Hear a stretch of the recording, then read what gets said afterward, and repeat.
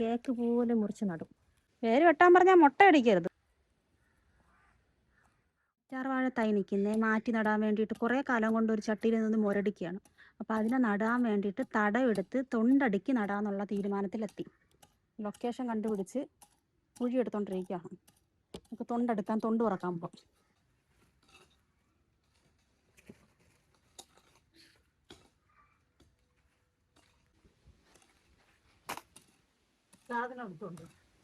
ഇതാണ് ശാപമോക്ഷം കൊടുക്കാൻ പോണ കറ്റാർവാഴ ചെടി. ഇത് കുറേ കാലം കൊണ്ട് ഈ ഒരു ചട്ടിയിൽ നിൽക്കുകയാണ്.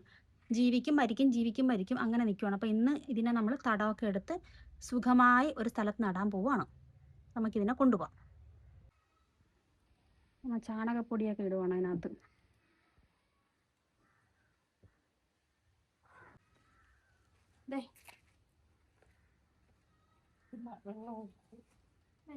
വേറെ ആൾക്കാർ നിൽക്കുന്നു.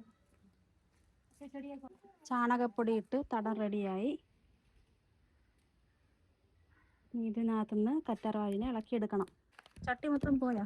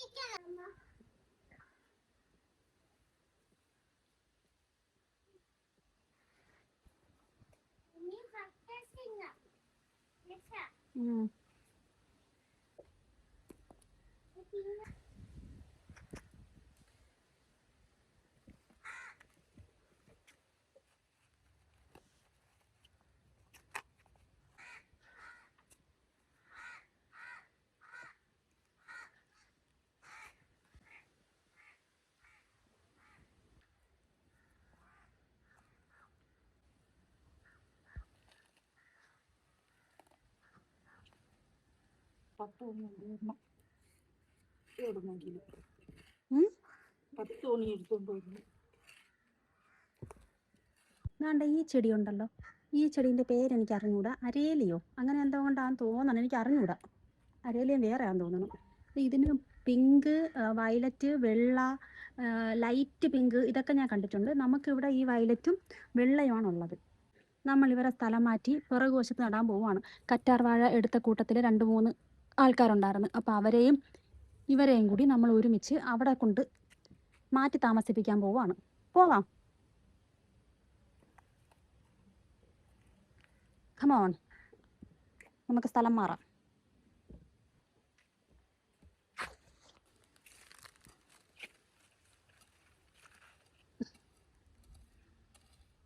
ഇത് ഇവിടെ ഈ മൈക്ക് ചെടി, കോളാമ്പി ചെടികൾ ഇവിടെ ഇങ്ങനെ ചുറ്റിനും നടുമ്പോഴത്തേക്ക് ഈ ചാക്ക് ഇരിക്കുന്നത് അഭംഗിയായതുകൊണ്ട് നമ്മൾ ഈ ചാക്കിനെ എന്താ വേരമ്മ ഞവര, പനിക്കൂർക്ക, അതിന് ആ സൈഡിലോട്ട് വെച്ചിട്ട് ഇവിടെ നമ്മൾ വേറെ ചെടിച്ചട്ടികൾ വെച്ച് ഇവിടെ പൂങ്കാവനാക്കാൻ പോവുകയാണ്.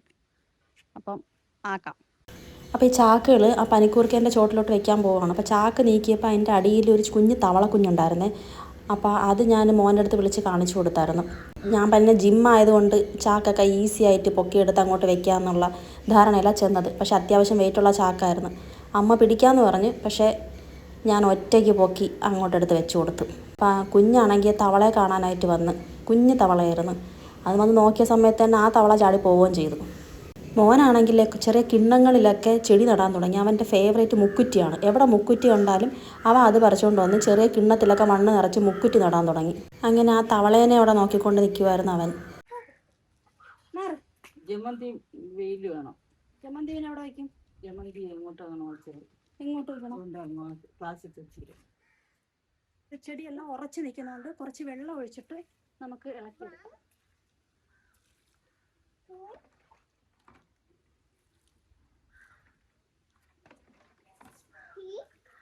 മണ്ണ് നല്ല വെറ്റാവുമ്പം ഇത് പെട്ടെന്ന് ഇളകി വരും. ഇതിൻ്റെ ചോട്ടിലൊക്കെ വേറെയൊക്കെ ചെടികൾ മുളച്ച് നിൽക്കുന്നുണ്ട്. അമ്മ എല്ലാ ഹോളിലും എല്ലാ കുഴിയിലും ചാണകപ്പൊടി ഇടുന്നുണ്ട്.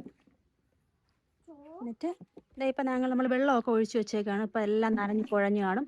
ഇനി നമുക്ക് ഇത് ഇളക്കിയെടുക്കാൻ ഈസി ആയിരിക്കും.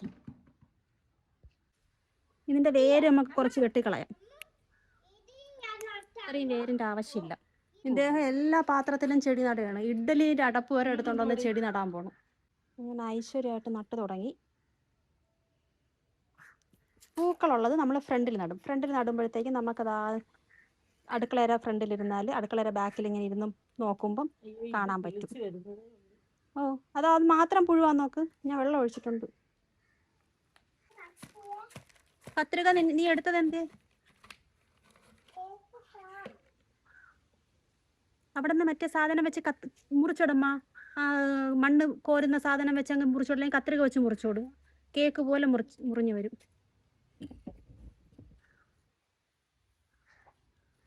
നമ്മൾ കേക്ക് പോലെ മുറിച്ച് നടും. കണ്ട ഐഡിയ. ഇപ്പൊ 2 എണ്ണത്തിനും കോട്ടയില്ല. മിക്കവാറും 2ഉം കൂടി നമ്മൾ എവിടെ പരിപാടി അവതരിപ്പിച്ചാലും സക്സസ്. വെള്ളയും ഇതും മിക്സാക്കി ഇടണം. അത്രയും വേണോ വേര്? കുറച്ചൊക്കെ വെട്ടിക്കളഞ്ഞൂടെ? വെട്ടിയാലല്ലേ അത് നമ്മൾ മുടിയും നഖമൊക്കെ വെട്ടും പോലെ പുതിയ പുതിയ വേരുകളൊക്കെ വന്ന് അതിന് വളരാനുള്ള ഇത് കിട്ടും. നമുക്ക് മുടി വെട്ടിക്കളയത്തില്ലേ നമ്മൾ? നഖം വെട്ടത്തില്ലേ? അതേപോലെയാണ് ചെടികൾക്ക് ട്രിം ചെയ്യുന്നത്. കാരണം ഇത്രയും വേര് വെട്ടാൻ പറഞ്ഞാൽ മുട്ട അടിക്കരുത്. നമ്മൾ മുട്ട അടിക്കണില്ലല്ലോ. ചെറിയ ചെറിയ മുടികൾ ചെറുതായിട്ട് വെട്ടിക്കളയണല്ലേ ഉള്ളൂ. താഴോട്ടാ നീണ്ടു കിടക്കുന്നതൊക്കെ വെട്ടിക്കളഞ്ഞാൽ അതിന് ആവശ്യത്തിന് വളരാനുള്ളത് മതി. പിന്നെ അങ്ങ് ആയിക്കോളും.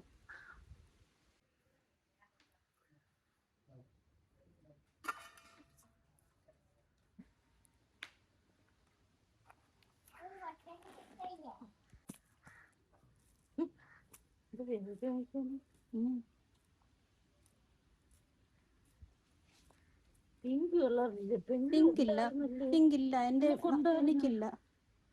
ഒന്നുണ്ടായിരുന്നു, അത് ചീത്തയായി പോയി. വീട്ടിൽ വെച്ച് ഒരു പിങ്ക് ഉണ്ടായിരുന്നു, പക്ഷെ അത് ചീത്തയായി പോയി. പൈപ്പിന്റെ അവിടെ നിന്ന് മൊത്തം പിങ്കായിരുന്നു.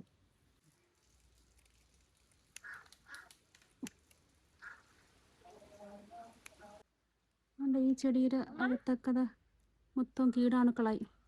എന്തോ ജീവികൾ ശല്യം ചെയ്യുന്നതിന്. നമുക്ക് ഈ ചെടി ഒന്ന് നന്നായിട്ട് കഴുകിയിട്ട് നടാം. കഴുകുമ്പോൾ റെഡിയാവും. അവനെ നന്നായിട്ട് കഴുകുകയാണ്. കഴുകി കഴിയുമ്പോൾ അതിൻ്റെ കീടാണുക്കളെല്ലാം അങ്ങ് പൊക്കോളും.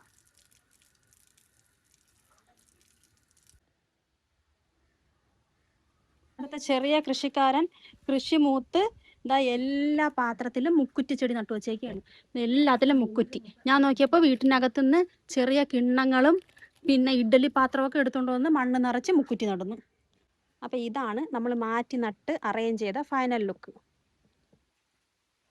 ചെറിയ ചെറിയ ചട്ടികൾ ഫ്രണ്ടിലിരുന്നതെല്ലാം നമ്മൾ കൊണ്ടുവന്ന് ഇവിടെ ഇങ്ങനെ അടുക്കി വെച്ചു.